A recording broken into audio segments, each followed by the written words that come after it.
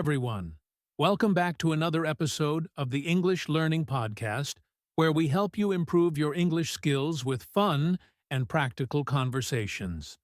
I'm Jason, your host, and today we have our amazing co-host, Julia, with us.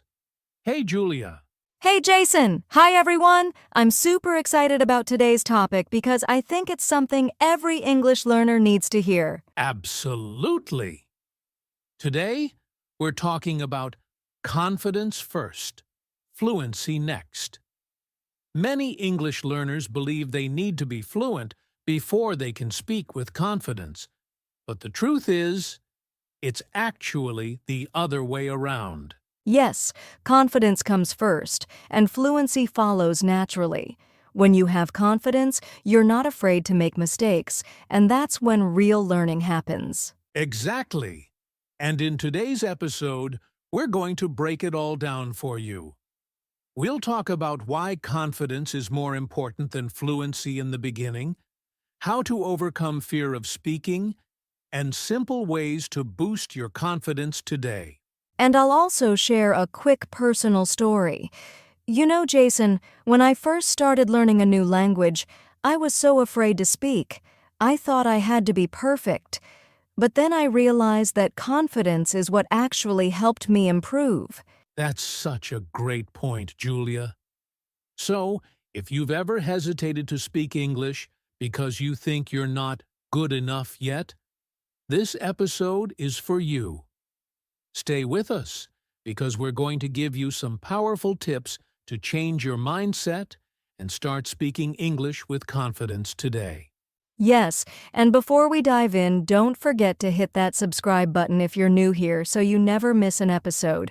Also, leave us a comment. What's your biggest challenge when it comes to speaking English? All right, let's get started. Confidence first, fluency next. All right, now that we've set the stage, let's dive into the big question. What does confidence first, fluency next really mean? Great question, Jason. A lot of English learners believe that they need to be fluent first, and then they will feel confident speaking, but actually, it's the other way around. Yes, let's think about it. Fluency means you can speak smoothly without hesitation. But how can you reach fluency if you're too scared to even speak? Exactly. If you don't have confidence, you won't practice speaking. And if you don't practice, you won't improve. It's like a cycle. Confidence helps you speak more, and speaking more helps you become fluent. That's such an important point. Let me ask you this, Julia. Have you ever met someone who wasn't fluent but still spoke with confidence? Oh, absolutely. I know learners who make grammar mistakes, but they speak with so much confidence that people understand them easily. On the other hand, I've met advanced learners who know a lot of English but are too nervous to speak. That's the difference confidence makes. That's so true. Confidence isn't about speaking perfectly.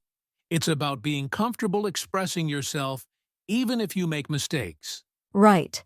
And here's something interesting. When you speak with confidence, people focus more on what you're saying rather than how perfect your grammar is. Exactly. Imagine two learners. One speaks perfect English but hesitates and mumbles, while the other makes mistakes but speaks with energy and clarity. Who do you think people will understand better? The second one, confidence makes communication so much easier. It's not about being perfect, it's about being understood. That's a great way to put it. So, to all our listeners, if you've been waiting until you're fluent to start speaking, stop waiting. Start with confidence, and fluency will follow naturally. Yes, and in the next part of the podcast, we'll talk about why confidence matters so much when learning English. So stay with us.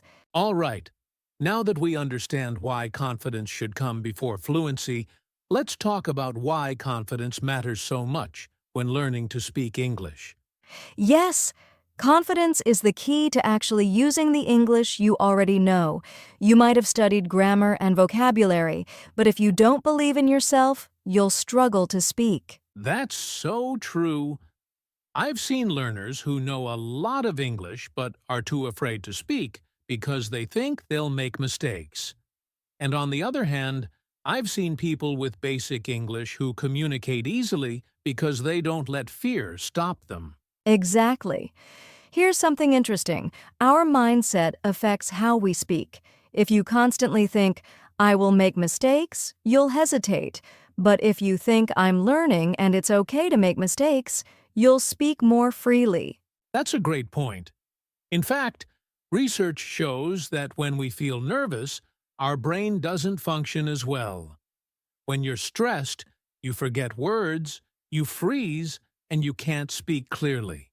Oh, I've experienced that. There was a time when I was learning French, and I was so afraid of making mistakes that I just stayed quiet. But when I finally decided to speak with confidence, I realized that people understood me, even if my grammar wasn't perfect. That's such a great example. And the truth is, native speakers don't expect you to be perfect. They appreciate your effort. It's all about communication, not perfection. Yes. Let me ask our listeners, have you ever held back from speaking because you were afraid of being wrong? If yes, you're not alone. But remember, confidence makes a huge difference in how you sound and how people respond to you. That's why one of the best things you can do is to change your mindset. Instead of thinking, I will make a mistake, start thinking, every mistake helps me improve. And here's the good news: confidence is something you can build. In the next part of the podcast, we'll talk about how to overcome the fear of speaking and some simple strategies to help you feel more confident when you speak English. Yes! So, stay with us. We have some great tips coming up. All right. Now that we understand why confidence is so important, let's talk about something that holds many learners back: the fear of speaking. Julia, why do you think so many people are afraid to speak English? Great question, Jason. I think it comes down to three main fears: fear of making mistakes, fear of being judged, and fear of not being understood. Yes, those are the biggest ones. Let's break them down and talk about how to overcome each one. Sure, let's start with the fear of making mistakes. Many learners think they need to speak perfectly, but that's just not true. Jason, do native speakers speak perfectly all the time? Not at all. Even native speakers make grammar mistakes, forget words, or say and when they speak. The key is that they don't let those mistakes stop them. Exactly. So if you're afraid of making mistakes, remind yourself, mistakes are a natural part of learning. Every mistake is a step toward fluency. That's such a great mindset shift. Now, what about the fear of being judged? A lot of learners worry that people will laugh at their accent or grammar. I totally understand that fear, but the truth is, most people are kind and supportive. Think about it. If you meet someone learning your language, would you laugh at them or would you try to help? Right. Most people admire your effort, not your mistakes. And honestly, people care more about what you're saying than how perfectly you say it. Exactly. So instead of thinking, what if people judge me? Try thinking, what if people actually appreciate my effort? That small shift in thinking can make a big difference. I love that. Now, the last fear, the fear of not being understood. Many learners hesitate to speak because they think, what if people don't understand me? That's a real fear. But here's the thing: communication is about more than just words. If someone doesn't understand you, you can repeat yourself, use gestures, or rephrase what you're saying. Exactly. And let's be honest, sometimes even native speakers don't understand each other. The key is to stay calm and try again. Yes, and the more you practice, the more people will understand you. So don't be afraid to try. Great tips, Julia. Now, to all our listeners, if fear has been stopping you from speaking English, it's time to let it go. Confidence comes from action, not from waiting to be perfect. Yes, and in the next section, we'll share some simple exercises that you can use to build confidence and start speaking English today. So, stay with us. We have some exciting practical tips coming up. Now that we've talked about overcoming fear, let's get into something really important: how to build confidence in speaking English. Julia, what's the first step learners can take?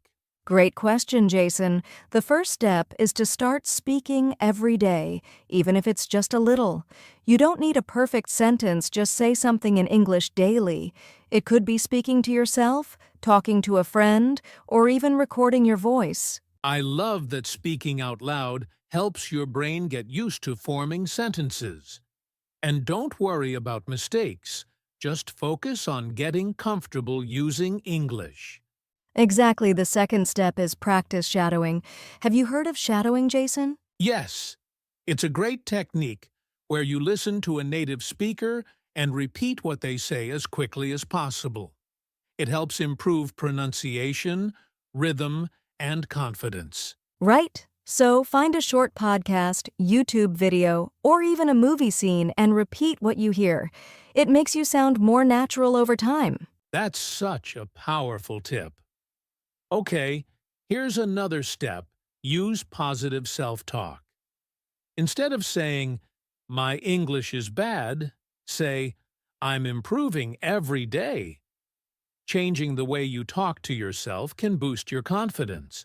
I love that. Our thoughts affect our actions. If you tell yourself you can do it, you will start believing it. Exactly. Another great step is to practice speaking with real people. Join a language exchange, speak to an online tutor, or just have small conversations in English whenever you can.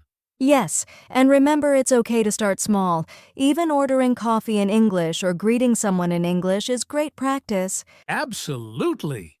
And one final step: have fun with English. Watch movies, listen to music, and talk about topics you enjoy. The more enjoyable it is, the more confident you'll become. That's such a great point. So, to all our listeners, try these steps, speak daily, practice shadowing, use positive self talk, talk to real people, and make English fun. These small actions will boost your confidence fast. Yes, and in the next part, we'll talk about real-life success stories of learners who built their confidence and started speaking English fluently. So stay with us.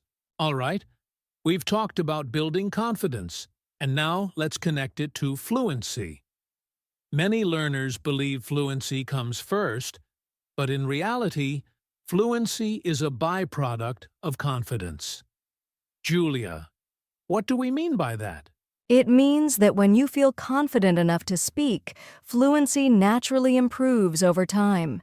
You don't need to be fluent to start speaking. You need to start speaking to become fluent. Exactly. Think about a baby learning to talk. They don't wait until they can say full sentences perfectly. They just try, make mistakes, and keep going.